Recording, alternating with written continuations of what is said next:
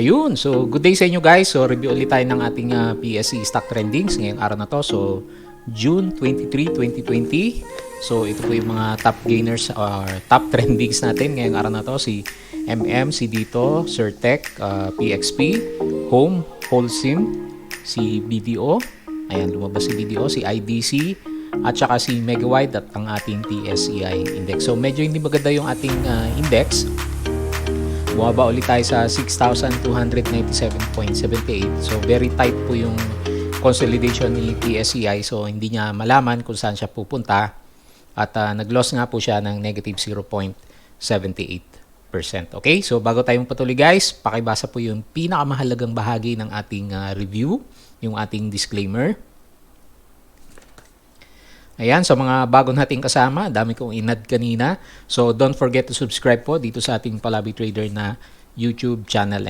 So, pag bago ka po, i-browse mo po yung ating channel. So, marami po tayong mga lectures. Kung sa ngayon, wala yung stock na pinag-uusapan natin, yung hawak mo, baka po dito sa mga previous review, meron siya. And then, magamit nyo po yung mga na-discuss natin previously sa kanya. At kung yung mga naghahanap ng mga entry sa exit, so pag-aralan mo po case study natin, yung mga profit or losses natin. And then sa mga talagang bago, pwede kayo mag-aral dito ng mga indicators. So ang dami na po nating na-discuss. So yung mga mula sa pinaka-basic, mga candlesticks, moving averages.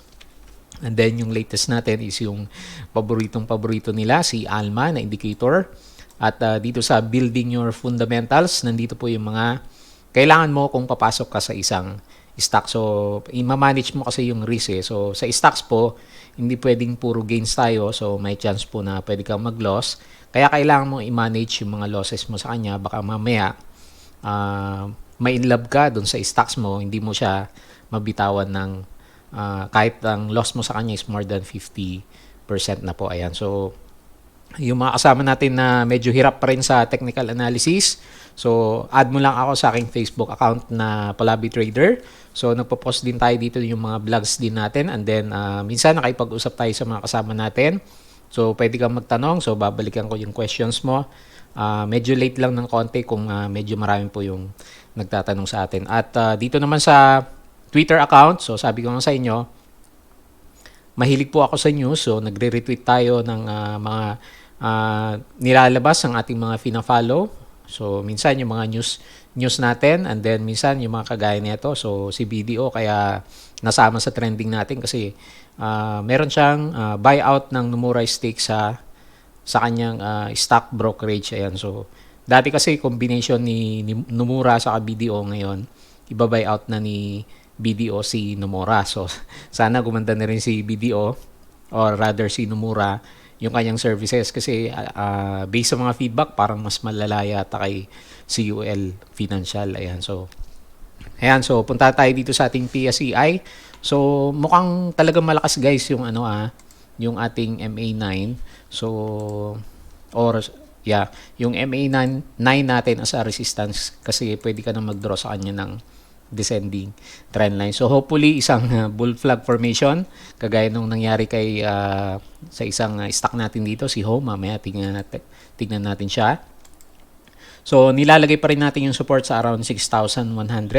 So sana hindi magtuloy na bumagsak itong nakikita natin na formation ng isang flag dito kay PSEI, or kung kahit bumagsak man siya, sana magkaroon na rebound dito sa support natin, and then saka naman siya mag-breakout. So nung huli kasi, 'di ba, nung nag-consolidate yung market natin, matagal din, 'di ba? So pwede kang mag-drawing sa kanya ng isang descending trend lines din, and then nung maka-breakout siya dito, nagkaroon tayo ng massive upward ng ating stock. So sana ganyan yung nakikita natin dito sa bandang taas natin, at hindi siya mag-breakdown at babalik ulit dito sa around 6,000 level. So meron kasing pangitain yung ating RSI. So gustong bumaba ng ating mga blue chips kasi medyo curving down. Pero above RSI 50 pa naman. So anytime na merong good news sa ating market, pwedeng mag-spike po yung mga blue chips po natin. So yun nga lang, yung pinapakita ng MACD medyo malinaw, sumasabay sa ating price action. Yung blue line nasa baba ng ating red line. So be very cautious lang ngayong time na to kasi baka mag-correct po yung ating market. At tinitingnan ko yung foreign net foreign buying or selling. So net foreign selling tayo, negative 1.15 billion. So kita mo na, no, so medyo may expectation na tayo na baka mag-correct po itong si PSEI kasi wala po tayong support sa ating mga foreigners. So ganyan din kasi yung nangyari nung nakaraan na medyo nag-consolidate tayo dito. Walang masyadong mga foreigners, puro sellers po sila. And then umakyat lang tayo nung nagsipasukan na po yung mga foreigners natin. So tingnan natin kung anong nangyari sa ating worldwide indices. So sa ngayon mukhang maganda si US market. So yung futures niya is mataas, 0.76%. Pero kaninang umaga, 'di ba, bumagsak si PSEI. Mukhang ang naging catalyst nila is yung merong news galing kay dito kay Investors Business Daily. So basahin niyo po ito. So nagkaroon ng whipsaw or nagkaroon ng laglagan siguro kanina nung magkaroon ng update yata itong si advisor na si Peter Navarro tungkol dun sa China trade deal. So yung unang napansin natin nung umaga is parang sinabi China trade deal is off, and then parang biglang nag-retract din sila at sinabi na China trade deal is still on. Kaya nag-recover po yung US futures at bumalik po sa bandang taas at nagkaroon siya ng positive sentiment. So kahapon medyo green yung US market. Ngayon mukhang magi-green sila kasi yung pinapakita ng European market naman, ito mga pataas dito na green. So makita mo dito more than taas pala nila kahapon, no? More than 2%,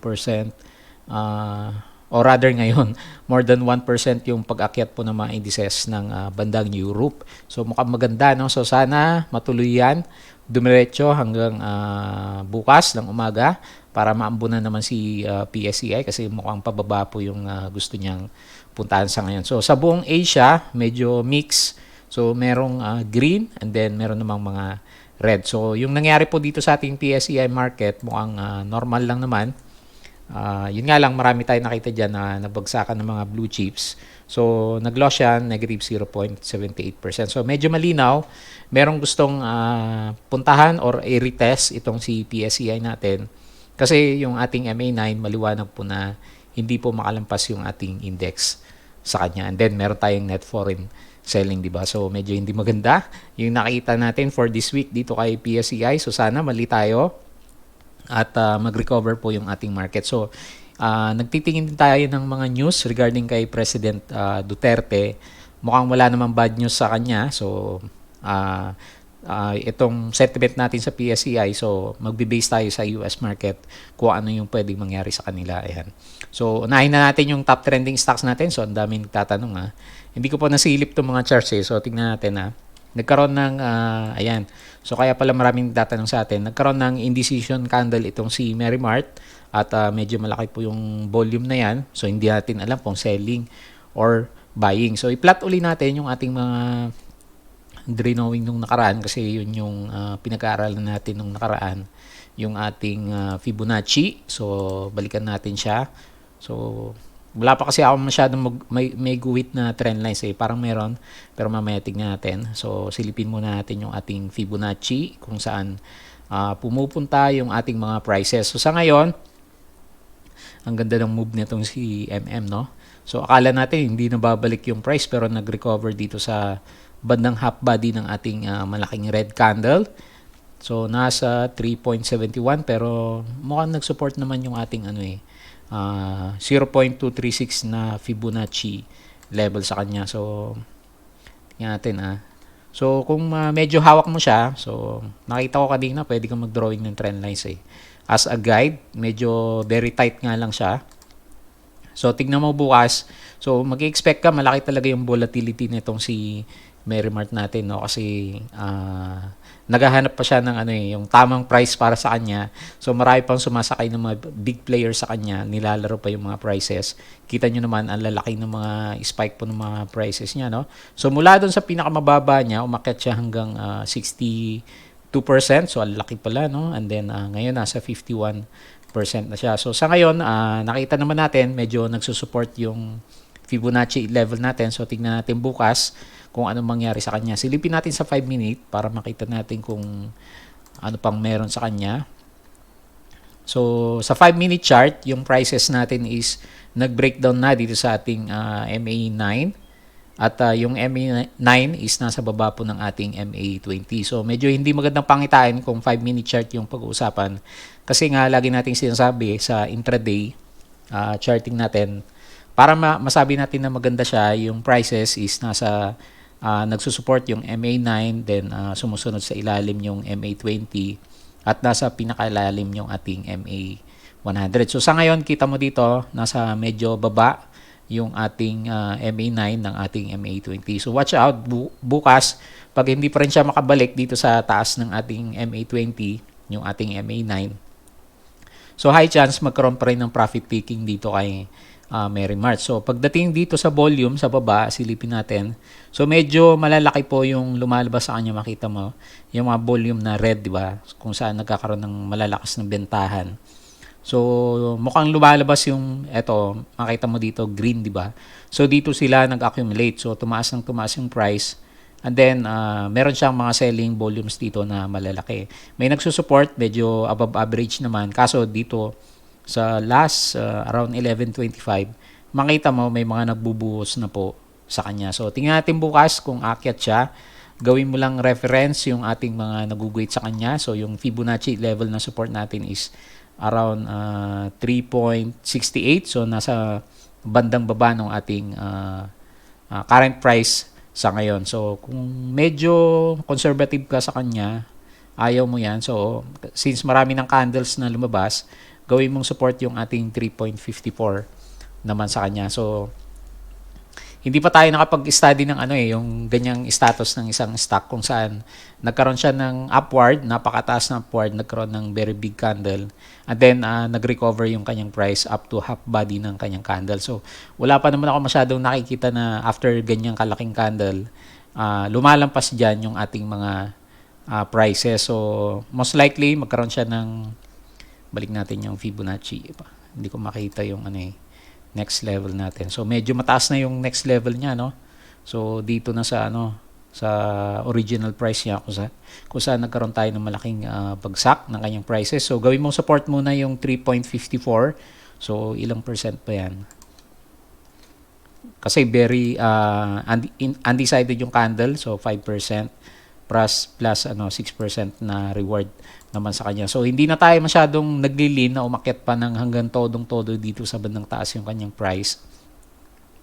Kasi medyo malaki po yung volume na yan. So medyo marami sigurong na-trap dito sa bandang taas na gustong lumabas naman sa kanya. So sa ngayon, kita mo na gustong lumabas yung mga na-trap dito ng huli kasi ang laki po ng volume na nakikita natin dito sa ating charting. So nonetheless, yung pinapakita ng naguguhit natin na trend line sa kanya is paakyat.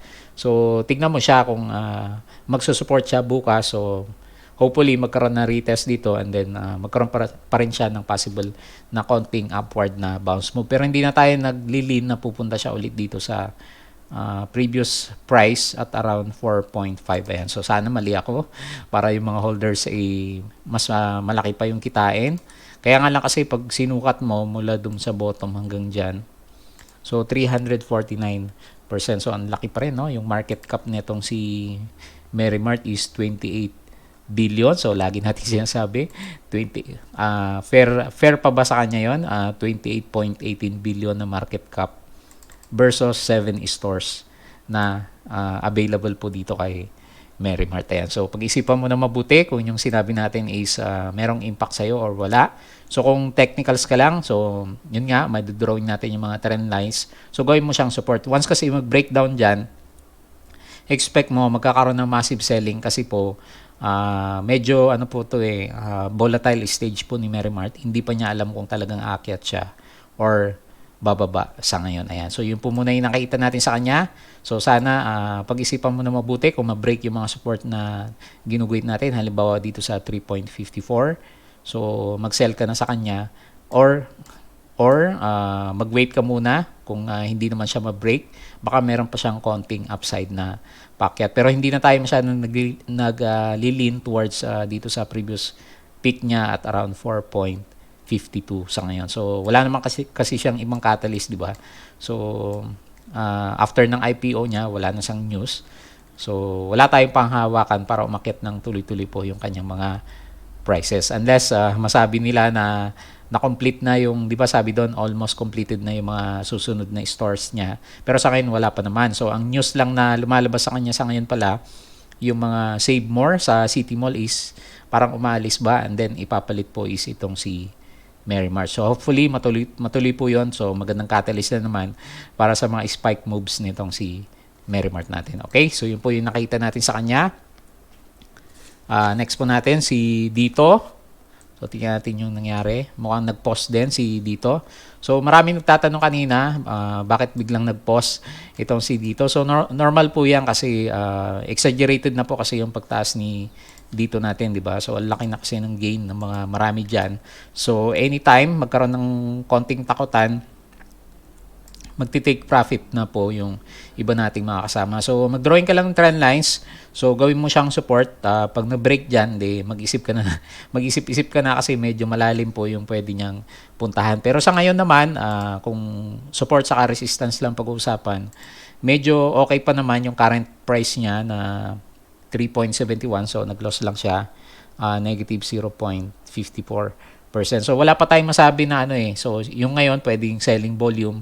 Pero kung ikukumpara mo doon sa buying volume na nagpataas sa kanya, so nasa loob pa naman yung iba sa kanya kasi mas marami po yung green volumes natin sa kanya kaysa doon sa mga red volumes naman sa makikita mo dito.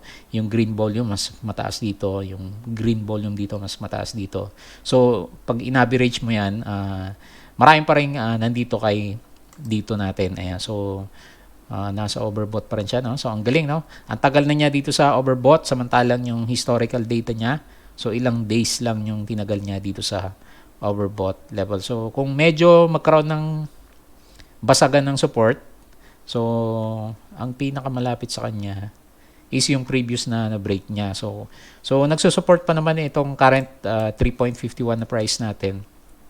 So wag mo nang isipin na babagsak na siya kasi nandiyan pa naman yung ating mga prices. Unless meron kang malaking volume na makita dito, nagre-red siya and then malaki na yung volume. So doon ka na magkaroon ng warning sign sa kanya. And then kung na-break itong 3.51 natin, baka bumalik siya dito sa loob. Pero sa ngayon, pinapakita niya. So chart lang naman tayo. So yung resistance is nasa 4.17 kasi ilang beses na tayong na dito eh. Akala natin babagsak na dito sa Dow G pero since maganda yung mga news kay dito natin, so tingnan mo naman mali tayo ng analysis sa kanya dito kaya wag nating pangunahan yung nakikita natin na candle. So parang undecided candle lang naman yung nakikita natin sa kanya sa ngayon. So yun nga lang medyo overbought. So anytime merong profit taking na pwedeng mangyari pero kung ano yung nakita mo ngayon, so sabi natin, yung above average pa naman yung pumasok sa kanya, yung mga lumalabas is hindi pa naman ganun karami kumpara sa previous na mga pumasok sa kanya. Yan. So exaggerated yung ating RSI, so nasa overbought. So medyo okay yung sentiment natin sa kanya kasi nag-i-stay above RSI 50 and then yung MACD is medyo parabolic na rin siya, no? Kasi yung blue line medyo malayo dito sa ating red line. Ayan. So, yan lang muna yung nakita natin sa kanya. Watch out mo lang yung support at saka yung resistance natin sa kanya. Kung medyo huli ka na, kung medyo dito ka nakapasok sa kanya sa 3.71. Siyempre, yung mga nakahuli sa kanya dito sa mga breakout areas, hindi mo na magbebenta yan kasi okay pa naman yung galaw po nitong si dito natin. Ayan. So, yun lang muna yung nakita natin sa kanya. Next po natin si Certec. So, hindi pa rin makaakyat si Certec, no? So, pero nag-gain naman siya, no? 1.03%. So, ang visible lang na makita mo hanggang sa ngayon dito kay Certec, yung ating MA9 is nagsisilbi na support sa kanya. So, balik natin yung mga drawing natin nung nakaraan. Pag-aralan ulit natin kung saan siya pwedeng pumunta. So, pinakamalakas na resistance pa rin niya is 9.79. So, malayo pa naman siya, no? Dito sa current price. And then, pwede kang mag-wait sa kanya. Medyo obvious po yung ating trend lines. So, ascending pa rin naman siya. So, hopefully, magkaroon siya ng bounce dito bukas. Kung hindi, babalik ka dito sa MA 20 naman natin sa kanya. Pero mukhang pataas naman siya eh. Yun yung cascading kasi. Parang meron siyang sinusundan na hagdan.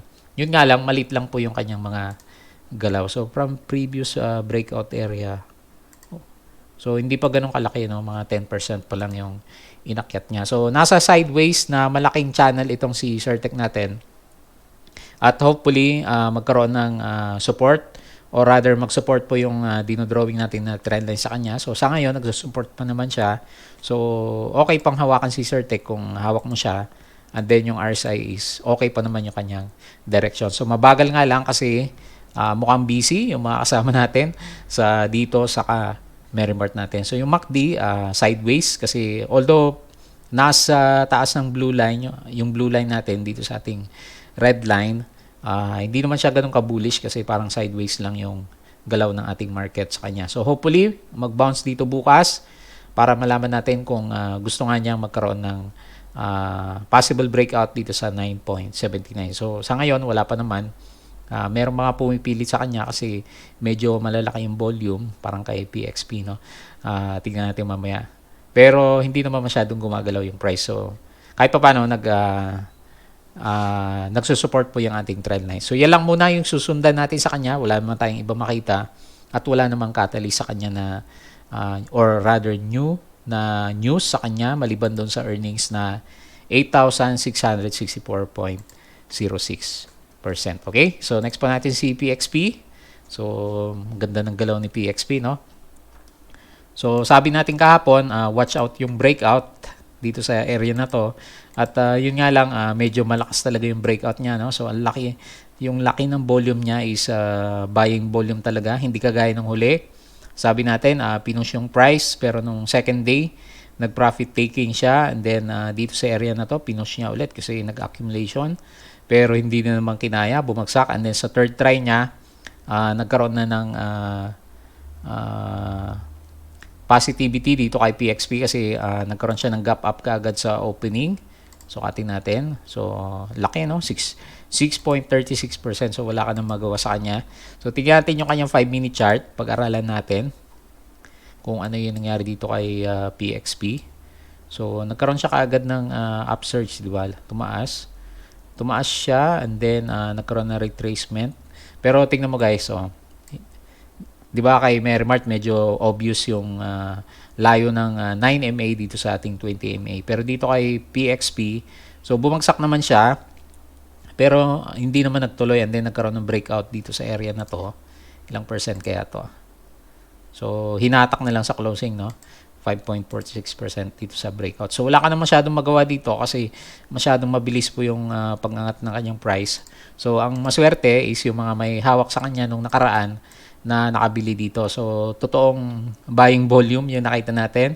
Hindi lang siguro cross trade to kasi nag-support po yung volume natin ngayong araw na to. So congratulations po at mukhang gusto ba niyang pumunta dito sa yung pinag-usapan natin. So laki niya na pag diyan pumunta. 40% versus risk na sabi natin around 20% or 18% dito sa may breakout level naman niya. Okay. So tingnan natin yung kanya next na resistance. So nandito siya sa kanyang current resistance. Tingnan natin bukas kung magkaroon ng possible breakout ulit itong CPXP. Pero medyo nakita mo, di ba? Medyo binatak sa 5-minute chart. Baka mag-consolidate muna ng isang candle itong CPXP bago siya umakyat ulit kasi may support yung kanyang volume eh. So wala akong makitang news dito kay PXP kanina pero maglalabasan din to. Silipin natin. Baka meron tayong hindi nakita kay PXP na news. Naghanap ako kanina. Wala akong makitang related news dito kay PXP. So dito lang naman. So, hanapin lang natin ng konti para sa mga kasama natin. So, wala akong makita, no?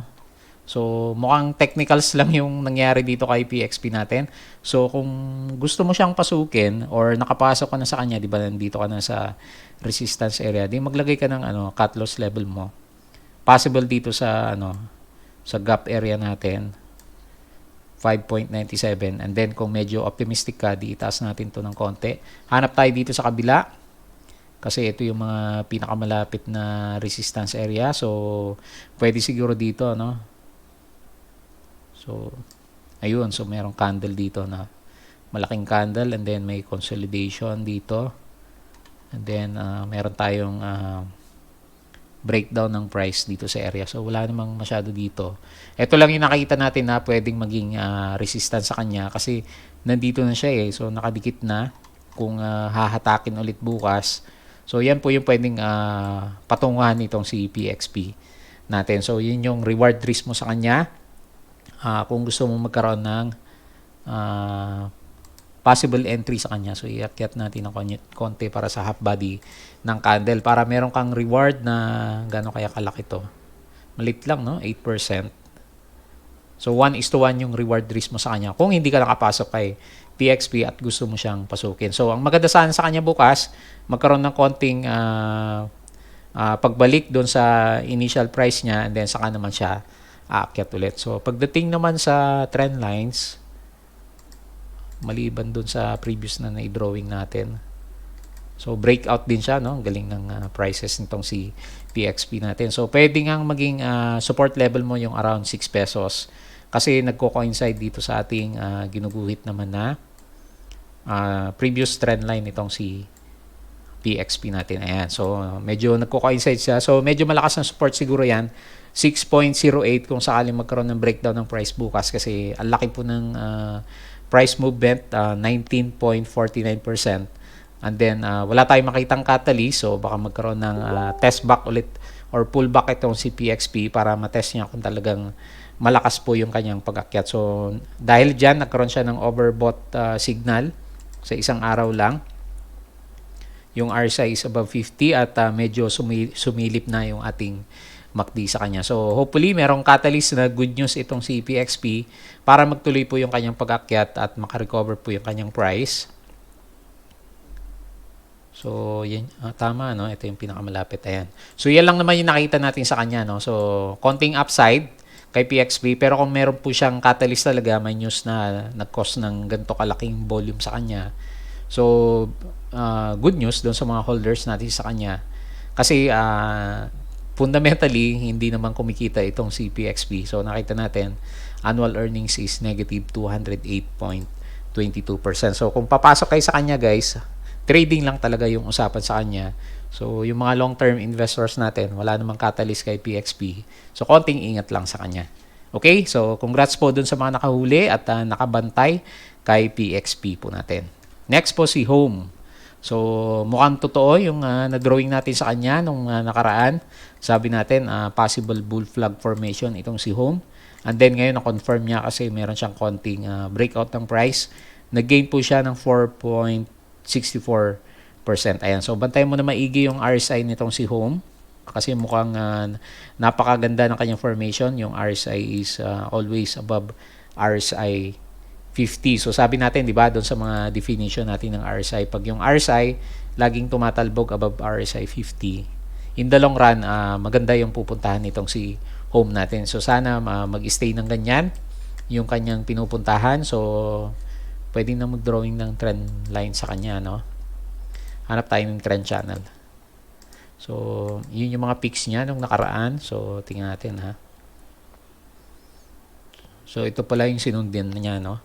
Kung dito sa baba, wala ka makikita sa kanya kasi wala naman siyang ibang support area. So, pwedeng ito kasi meron ka dito, nag-coincide, and then yung support area mo nag-coincide sa kanya. So, ito yung possible na next up move po nitong si Home natin. So, naglilin tayo dito sa bandang taas.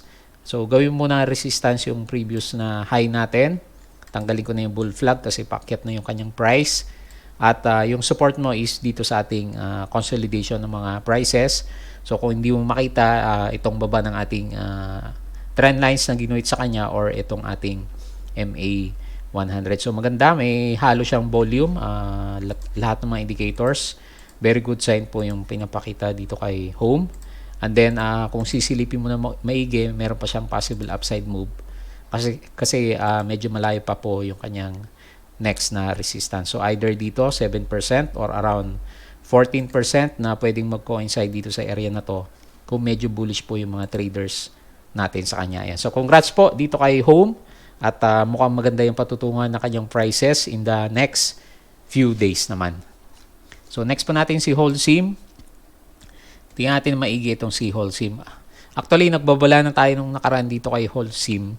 Kung napanood nyo yung mga review natin kasi parang yung nangyari kay S-West kanina, di ba? Nung hindi natuloy yung deal niya kay Security Bank, hindi naman daw totoo na bibilhin ni Security Bank si S-West, silipin lang natin para parang case study natin. Nagkaroon ng gap down ng price itong si S-West. So, negative 6.6%. So, mukhang yung pinag-usapan natin nung huli na sabi natin maganda yung trend channel nitong si S-West. So, watch out kasi pwedeng ma-break. Halos sakto, no? Pero na-break na niya eh. So, tingnan natin kung mag-consolidate dyan yung prices bukas kung makarecover itong si S-West natin. Pero yan kasi yung epekto guys, yung tinitignan lang natin dito yung gap down, di ba? So, parang ganyan yung nangyari dito kay Holcim. Di ba, nung huli, hindi natuloy yung deal niya with San Miguel Corporation. So, bumagsak po yung prices nitong si Holcim natin. So, nagkaroon siya ng magandang breakout dito nung nakaraan, pero parang fake out lang yung nangyari kasi nagbenta din yung pumasok. Kita mo, yung volume na pumasok, halos kasi laki ng volume na lumabas. So, very alarming yung mga ganyan kasi wala na yung volume na nagsusupport sa kanya kaya babagsak po yung kanyang prices and then kita mo dito talagang naglalabasan na po sila. So, falling knife sa ngayon itong si Holcim natin. So, kung medyo nag-aabang ka sa kanya, ang pinakamalapit na pwede mong pag-abangan is dito sa kanyang support at around 5.84. So, nasa overbought or nasa oversold na itong si Holcim at naghahanap pa rin ng base. So, ito na yung pinakamalapit niyang base, no? After kasi na magkaroon ng discussion sa pag-acquire ni SMC, biglang nag-spike dati yung kanyang price ng halos 150%. And then sa ngayon, bumagsak na po yung kanyang mga prices. So, watch out dito kay Holcim. So, wala siyang buying signal, kundi puro selling signal. Nasa oversold, nasa baba yung ating MACD. Falling knife, yung kanyang mga prices. Ang lalaki po ng mga selling volumes. Ayan. So, wala pang buy signal itong si Holcim. Kung medyo natitempt kang bumili sa kanya, hayaan mo muna siya maghanap ng kanyang base bago ka po bumili sa kanya for possible na small bounce naman para kay Holcim. Ayan. So, nag-loss siya, negative 3.37%. So, as a guide, mag-drawing ka sa kanya ng trend lines. So, madali lang naman makita. Then, mag-isip ka lang muna na bibili sa kanya kung naka-breakout na siya dyan or meron siya mga green candles na pinapakita. Pero sa ngayon, mukhang lahat po, karamihan sa kanila is talagang tinatapon ang shares nitong si Holcim. Next, si BDO. So, ayan, nag-gain si BDO, no? So, yun nga, yung catalyst sa kanya is yung pagbili niya ng buong shares ni Nomura, yung kanyang brokerage firm. So, kaya siguro umakyat itong si BDO 3.74%. Ayan, doon sa mga natakot doon sa di ba? Yung Wirecard na issue. So, sinabi ko naman sa inyo nung weekends. So, wala namang kinalaman si BDO sa si BPI. Kaya nag-recover na po yung kanilang prices. And then, mayroon siyang isang magandang news. Yun nga, so, siya na yung mag-manage ng Nomura na brokerage niya. So, tingnan natin kung ano mangyari for the next few days. So, maganda yung nangyari sa kanya kasi nagkaroon ng konting bounce yung ating RSI. So, hopefully, ma-sustain niya yung pag-akyat dito sa above ng ating RSI 50. So, medyo maganda kasi mukhang meron siyang volume na sumusunod sa kanya. So, sana medyo mas malaki pa, pababa kasi yung direction. So, sana pataas yung direction ng volume para makarecover po yung prices nitong si BDO po natin. So, kung magdodrawing ka, so medyo valid pa rin yung na-drawing natin na trend channel dito kay BDO. So, sana it's a good bounce itong current prices niya. So, yun lang naman nakita natin sa kanya, wala nang iba.